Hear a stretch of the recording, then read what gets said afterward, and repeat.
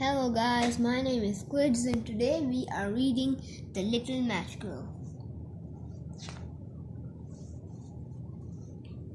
It was New Year's Eve and the weather was bitterly cold. The sky was pitch black and snow fell in large flakes. In the midst of the blizzard, a little girl staggered down the street, her head and feet bare. When she had left home, she had been wearing old slippers, but as she was crossing the road, she had been in such a hurry that she had lost both of them. One of them had fallen right under the wheels of a large carriage, and the other had been grabbed by an urchin who wanted to use it as a boat. The little girl staggered along, her naked feet blue with cold. In her torn and dirty apron, she carried a large bundle of matches. She held a matchbox in her hand. She had a very bad day. No one had bought a single match from her. She was very cold and hungry, and was frightened to go home because her father would beat her when he discovered she had not earned a penny.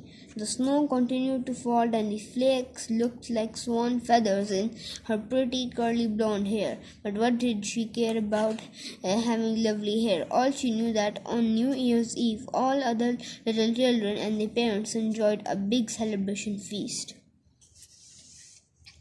The little girl found a spot in between two houses where she sat down, becoming colder and more frozen. What was the point of going home where her father would be angry with her? In any case, it was almost as cold inside her home as outside. The wind whistled so sharply through the large cracks in the walls. The little girl could hardly move. Her fingers were so stiff with cold. She told herself that if she lit one match, just one, it would warm her up.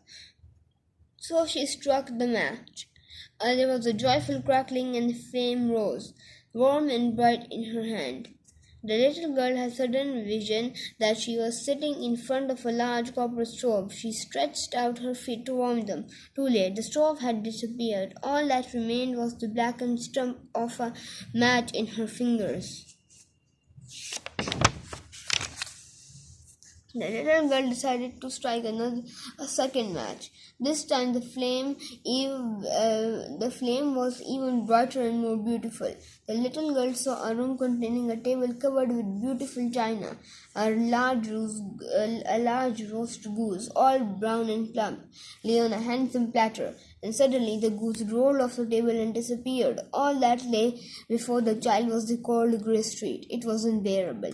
The little girl desperately wanted to find the copper stove that had crackled so joyfully, and the tasty goat that had smelled so delicious. The little match seller struck a third match and found herself transported immediately to a beautiful house that contained a shining Christmas tree